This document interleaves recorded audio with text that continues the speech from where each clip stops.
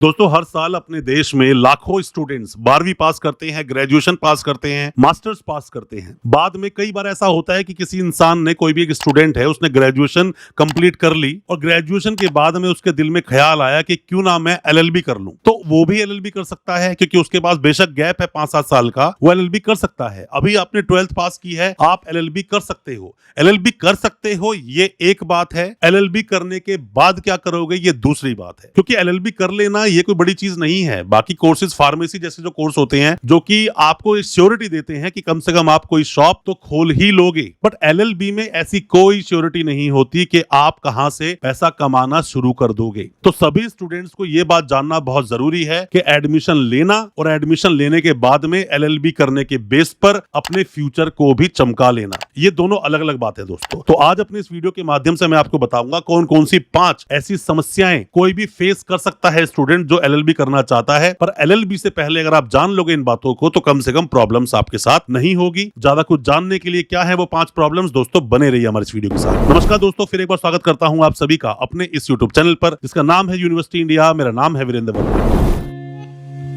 The School of Legal Studies, offering BA LLB, LLB, LLM, and expert judiciary coaching. Our world-class curriculum blends academic excellence with practical training through moot courts, court visits, and a rich library. Build a strong legal foundation and advocacy skills with expert guidance. Admissions open.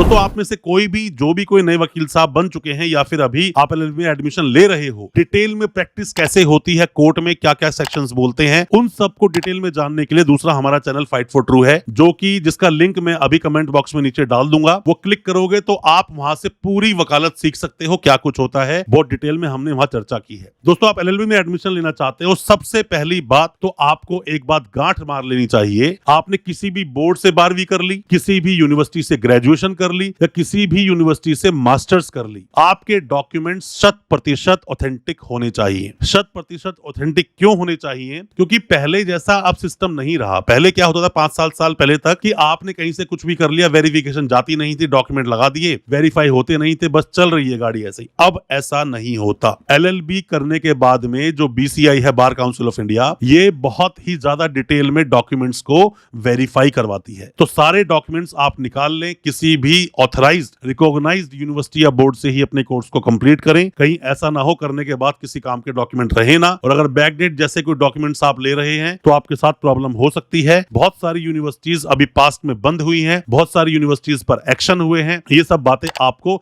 सबसे पहले जान लेनी चाहिए, eligibility भी आपको पता होनी चाहिए। अब बात करते हैं दूसरे पॉइंट की। दोस्तों आप एलएलबी करना चाहते हो, आप चाहते हो वकील बनना, पर आप किसी भी ऐसी यूनिवर्सिटी या कॉलेज में एडमिशन ले रहे हो जो क्लासेस आपको प्रोवाइड नहीं कर रहा है, या फिर जिसके पास मूट कोर्ट नहीं है, या जो आपको एक्सपोजर नहीं दे रहा है, तो ऐसे में दोस्तों मेरा मानना तो यह है कि आप अच्छे वकील बिल्कुल भी नहीं बन पाओगे। क्योंकि वकालत एक पेशा है जहां प्रैक्टिकलिटी ही मैटर करती है। आप कितने प्रैक्टिकली अपने केस को प्रेजेंट कर सकते हो, सिर्फ पढ़ने से कुछ नहीं होगा। मैं सबसे इजी वे आपको बताता हूं कि आप एनआई एक्ट ही पढ़ लो। आप एनआई एक्ट पढ़ लो, पढ़ने के बाद भी आप चेक बाउंस के केस को प्रेजेंट नहीं कर पाओगे सिर्फ उस पढ़ाई के बेस पर। जब तक आपको प्रैक्टिकल एक्सपोजर मिलेगा नहीं, जब तक प्रैक्टिकल चीजें आप समझोगे नहीं, तो आपके साथ में ही जो टाइम बाउंड किया जाता है 30 दिन, 15 दिन, 30 दिन में जो चेक आपका बाउंस हो गया उसका वेट करना होता है, नोटिस देना होता है, फिर नोटिस का रिप्लाई लेना होता है, फिर केस डालना होता है। ये चीजों में ही आप उलझ के रह जाओगे अगर आपको प्रैक्टिकल नॉलेज नहीं है। तो मेरा मानना है किसी भी ऐसे कॉलेज, किसी भी ऐसी यूनिवर्सिटी में एडमिशन लो जहां पर सही से आपको प्रैक्टिस भी कराई जाती हो, मूट कोर्ट भी हो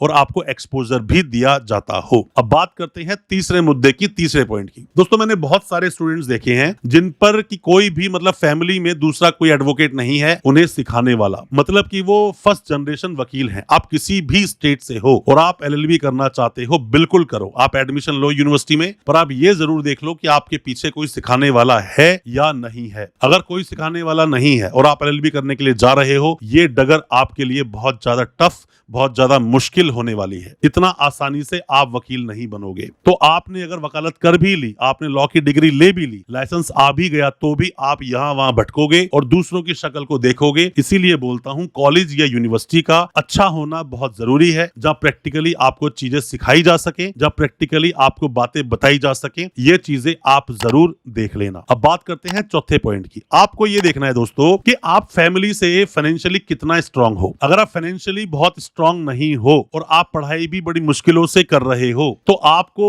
वकालत करते करते भी और वकालत करते ही कहीं ना कहीं से पैसे का सोर्स ढूंढना पड़ेगा। ऐसा बिल्कुल नहीं है कि आपने वकालत कंप्लीट कर ली और कंप्लीट करते ही लाखों रुपए आपके पास आना शुरू हो जाएं। ऐसा नहीं होता है। Live in real world. आप जब तक इस रियल दुनिया में नहीं जियोगे तब तक चीजें सब कुछ आपको बड़ी बड़ी और सुनहरी नजर आएंगी। ऐसा होता नहीं है। कई बार मैंने देखा है, बहुत सारे हमारे पास जो जूनियर्स आते हैं पूछने के लिए, वो लोग अपनी फैमिली से पिछले 2-2, 3-3 साल से 10,000, 15,000 रुपए ले रहे हैं हर महीने के, और कुछ खर्चा अपना यहाँ से मैनेज कर लेते हैं। उससे भी आसान तरीका क्या है दोस्तों, आप अगर LLB कर लेते हैं तो बाद में 10-15 सीनियर्स को ज्वाइन करो, उनसे कहो कि छोटे मोटे कोई भी काम हो, वकालतनामा साइन कराना हो, अपीयरेंस हो, छोटे मोटे काम हमें देते रहें ताकि आपके खर्चे चलते रहें। आपका फाइनेंशियली अगर खर्चे आपके नहीं चलेंगे तो ऑब्वियसली बात है मनोबल टूटता है और इंसान आगे तक नहीं पहुंच पाता है। दोस्तों इसी में आपको एक पॉइंट मैं आपको और बताना चाहूंगा कि जहां पर बहुत ज्यादा मतलब मैटर करती है आपकी यूनिवर्सिटी या फिर आपका कॉलेज जहां से आपने अपना कोर्स कंप्लीट किया या फिर करने जा रहे हो, उस यूनिवर्सिटी को विजिट करो, जाके फैकल्टी मेंबर से मिलो, जाके स्टूडेंट से मिलो अगर आप मिल सकते हो। ये देखो जो स्टूडेंट यहाँ से पास करने के बाद निकले हैं उन्होंने क्या किया है, ये सब चीजें आप जरूर देख लें। मूट कोर्ट जाके जरूर देख लें। ये चीज देखना बहुत जरूरी है। मैंने देखा है कि बहुत सारे स्टूडेंट्स एडमिशन ले लेते हैं, बाद में कंप्लेंट डालते हैं यूनिवर्सिटी कॉलेज की कि हमें कुछ भी प्रैक्टिकली नहीं कराया जा रहा है, एक्सपोजर नाम की कोई चीज नहीं मिल रही है, बस खाना पूर्ति हो रही है। आपको सिर्फ डिग्री ही चाहिए तो दोस्तों बात अलग है, बट आपको अच्छा वकील बनना है तो अच्छी जगह से पढ़ना होगा। साथ में दोस्तों जितना ज्यादा हो सके गाइडलाइंस को पढ़ो। क्या गाइडलाइन आती है हाईकोर्ट की, सुप्रीम कोर्ट की, किस केस पर क्या बोला गया, जजमेंट्स क्या आए हैं, बार